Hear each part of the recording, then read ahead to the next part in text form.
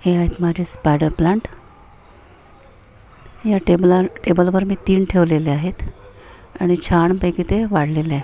आता उन्हामुळे थोडंसं त्याचं कंच हिरवेपणा कमी झालेला आहे. आणि हे आहेत खाली ठेवलेले.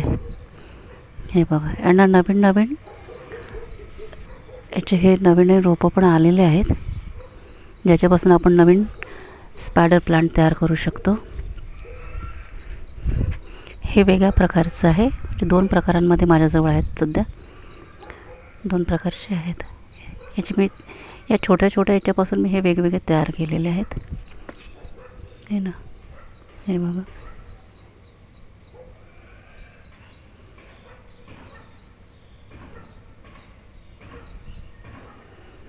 याला जास्त ऊन लागत नाही. यांना ऊन सावली असं पाहिजे असतं. आणि कोकोपीट, गांडूळ खत, माती, थोडी रेती अशी यांना हवी असते. आणि याला थोडं खोलगट कुंडींमध्ये लावायचं असते, कारण याची मुळं खाली जातात, वरवर राहत नाही. त्याच्यामुळे थोडी खोल कुंडी असली की हे झाड छानपैकी वाढतात, हे प्लांट्स.